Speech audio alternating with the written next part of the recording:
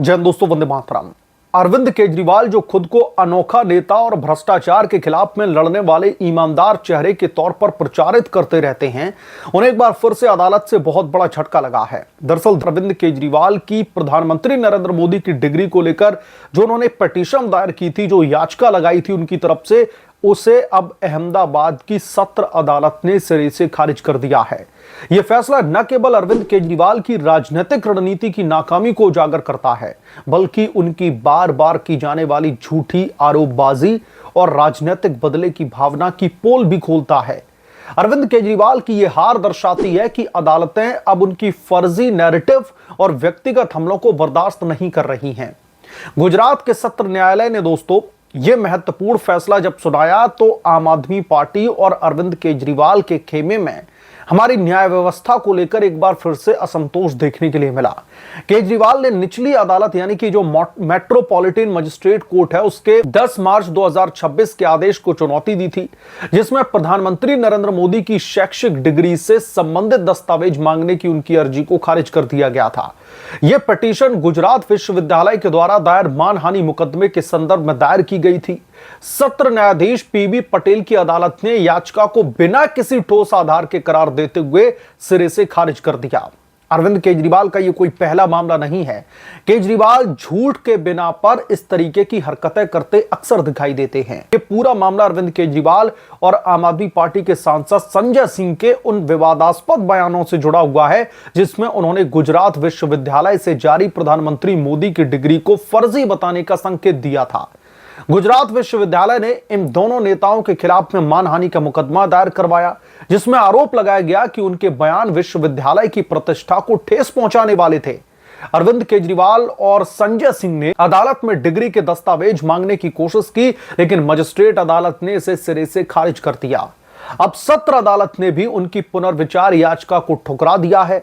यह घटनाक्रम स्पष्ट रूप से दिखाता है कि अरविंद केजरीवाल की डिग्री विवाद वाली राजनीति अब कोर्ट में भी नहीं टिक पा रही है। केजरीवाल की राजनीतिक शैली हमेशा से विवादों और व्यक्तिगत हमलों पर आधारित रही है। पीएम मोदी की डिग्री को लेकर के उन्होंने जो घिनौना अभियान चलाया, वो न केवल तथ्यों से परे था, बल्कि लोकतंत्र की गरिमा को भी चोट पहुंचाने वाला था।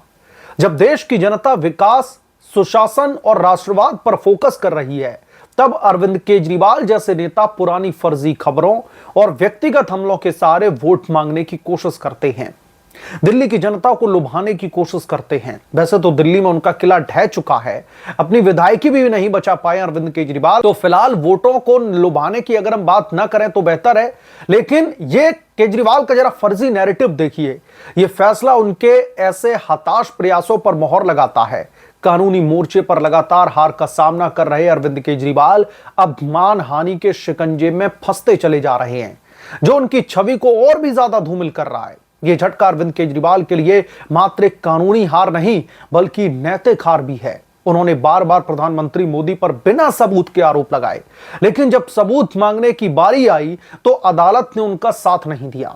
गुजरात विश्वविद्यालय की ओर से पेश वकील अमित नायर ने सही तर्क दिया कि यह याचिका केवल अपनी पुरानी गलतियों को छुपाने और बयानों को सही ठहराने की कोशिश भर है, जो कानून के अनुसार बिल्कुल भी स्वीकार्य नहीं है। अदालत का यह फैसला पूरे देश को संदेश देता है कि न्यायपालिका राजनीतिक दबाव या फिर फर्जी नैरेटिव के आगे झुकती नहीं है। अरविंद केजरीवाल की पार्टी यानी कि आम आदमी पार्टी भी इस मामले में घिरी हुई है। दिल्ली में सत्ता में रहते हुए भ्रष्टाचार के आरोपों, शराब घोटाले और अन्य विवादों से जूझ रही आम आदमी पार्टी अब राष्ट्रीय स्तर पर भी अपनी विश्वसनीयता खोती जा रही है। दिल्ली पहले खोई, अब पंजाब की बारी है। अरविंद केजरीवाल की यह रणनीति न केवल विफल हो रही है, बल्कि उन्हें कानूनी परेशानियों में भी डालती दिखाई देती है। जनता अब ऐसे नेताओं से ऊब चुकी है जो विकास के बजाय व्यक्तिगत हमलों पर ध्यान केंद्रित करते हैं। इस फैसले के बाद में अरविंद केजरीवाल और उनकी पार्टी को गंभीरता से मुझे लगता है कि आत्मचिंतन करने की जरूरत है। राजनीति सेवा का माध्यम है, न कि बदले की भावना से चलने वाला खेल। पीएम मोदी की डिग्री पर सवाल उठाने वाले अरविंद केजरीवाल को खुद अपनी पारदर्शिता और ईमानदारी साबित करने की जरूरत है, जिसका वो दावा करते रहते हैं। फिलहाल अदालत का यह फैसला अरविंद केजरीवाल के लिए एक और सबक है कि झूठ और फर्जी आरोपों का खेल लंबे समय तक चलने वाला नहीं है। क्योंकि अरविंद केजरीवाल और उनके जो दूसरे नेता हैं संजय सिंह, इन तमाम फर्जी आरोपों के आधार पर अपनी राजनीतिक रोटियां सेकने की कोशिश करते हैं। और जब भी वो राजनीतिक रोटियां सेकने की कोशिश करते हैं या तो जनता उनको जवाब दे देती है, और अगर वो अदालत के दर पर पहुंचे हुए होते हैं, अदालत का दरवाजा खटखटाते हैं, तो जज साहब उन्हें उनकी औकात दिखाने का काम कर देते हैं। फर्जी आरोपों के आधार पर, जिन आरोपों का कोई भी सर पैर नहीं है, उसके बलबूते पर अरविंद केजरीवाल अपनी डूबती आम आदमी पार्टी को बचाना चाहते हैं, अपनी राजनीति दरअसल सरवाइव करना चाहते हैं। क्योंकि अरविंद केजरीवाल का जो फिलहाल हाल हो रखा है वो सबने देखा है। अरविंद केजरीवाल जिन दावों के साथ में दिल्ली की गद्दी पर बैठे थे, वो सभी दावे खोखले साबित हुए। ये दिल्ली की जनता ने अपना वोट अरविंद केजरीवाल के खिलाफ में डाल करके साबित कर दिया। याद कीजिए दिल्ली का शराब घोटाला, जब अरविंद केजरीवाल सुप्रीम कोर्ट से बाहर आए, जमानत पर उनको रिहा किया गया। चुनावी दौरों में, चुनावी रैलियों में सुप्रीम कोर्ट के द्वारा रोके जाने के बावजूद भी उस मुद्दे पर वो लगातार जनता से चर्चा कर रहे थे और लोगों से कह रहे थे कि अगर आपको हमें जेल से जाने से बचाना है तो आप हमें भर भर के वोट दीजिए। बाकी उसका सुप्रीम कोर्ट के फैसले से कोई लेना देना था नहीं। अगर अरविंद केजरीवाल जीत भी जाते तो भी ऐसा नहीं था कि जो शराब घोटाले के आरोप उनके ऊपर लगे थे वो तमाम आरोप धुल जाते, ऐसा बिल्कुल भी नहीं था। लेकिन तब भी अरविंद केजरीवाल ने ठीक उसी तरीके से जनता को एक बार फिर से छलने की कोशिश की, जैसे कि अन्ना हजारे के आंदोलन से जब अरविंद केजरीवाल निकले तब उन्होंने छला था। तब तो शायद अरविंद केजरीवाल को जनता पहचान नहीं पाई थी, उन्हें एक नया पॉलिटिकल ऑप्शन मान करके चल रही थी दिल्ली की जनता। क्योंकि जिस तरीके से हिंदुस्तान की राजनीति में एक नया चेहरा उभर करके आ रहा था, तो लोगों को लगा था कि शायद ये शख्स राजनीति में आकर के ईमानदारी की, लोगों के हित की बात करे, लोगों के हित के लिए राजनीति करे। अरविंद केजरीवाल ने पिछले, जब अन्ना हजारे के आंदोलन से निकले, दिल्ली का चुनाव लड़ा और जीते, तो उस समय कुछ सालों तक अरविंद केजरीवाल ने दिल्ली की जनता के लिए ठीक काम किया। क्योंकि तब अरविंद केजरीवाल नेता बने ही थे, जनता के बीच में विश्वास पैदा करना था।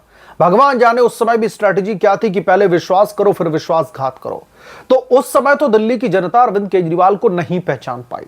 केजरीवाल को भारी बहुमतों से वोट दिया गया, और ऐसी बात नहीं कि केजरीवाल को मौका ना दिया गया हो, दिए गए कई सारे मौके।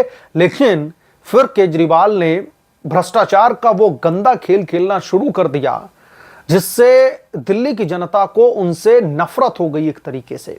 तभी तो आप देखिए कि एक ऐसा नेता जो तकरीबन 10 साल तक, एक दशक तक दिल्ली में क्लीन स्वीप करता है, विपक्षी पार्टियां भी यह सोचने पर मजबूर हो जाती हैं कि ऐसी क्या इसने घुट्टी पिला दी है दिल्ली की जनता को, जो इसे क्लीन स्वीप करके, मतलब सारा वोट उसकी तरफ जा रहा है। फिर अचानक से दिल्ली की जनता को क्या हुआ कि अरविंद केजरीवाल अपनी सीट तक नहीं बचा पाए। तो यह दिल्ली की जनता ने उनका हिसाब किया था। अब यहां पर समझने वाली बात यह है कि फिलहाल केजरीवाल के राजनीतिक सर्वाइवल के लिए उनके पास में कुछ ऐसा बचा नहीं है जो जिसके बेसिस पर वो अपनी राजनीतिक नैया को पार लगा सकें। पंजाब में भी देखिए कैसे घिरे पड़े हैं, कैसे अंतर्कलह मची हुई है। जितने भी बड़े साथी नेता थे वो सभी बागी नेता बन गए। और अब अरविंद केजरीवाल को यह आभास हो चुका है कि पंजाब में जब अगले इलेक्शन होंगे तो वहां से भी इनका सुपड़ा साफ होने वाला है। ये अच्छी तरीके से जानते हैं अरविंद केजरीवाल। तो इसलिए केजरीवाल की मुश्किल अब ऐसी हो गई है कि वो राजनीति में सरवाइव नहीं कर पा रहे हैं, अपने आप को दिखा तक नहीं पा रहे हैं मीडिया के सामने। तो इसलिए अब वो इस तरीके की हरकतें कर रहे हैं। मसलन जो प्रधानमंत्री मोदी का डिग्री का मामला, ये लंबे समय से चल रहा है और अरविंद केजरीवाल और संजय सिंह की जो मुश्किलें हैं वो बढ़ती चली जा रही हैं। लगातार इनके खिलाफ में कानूनी शिकंजा कह लीजिए, अदालत का शिकंजा कह लीजिए, कसता चला जा रहा है। और इसका जीता जागता उदाहरण ये है। अरविंद केजरीवाल क्यों सर्वाइवल की राजनीति कर रहे हैं?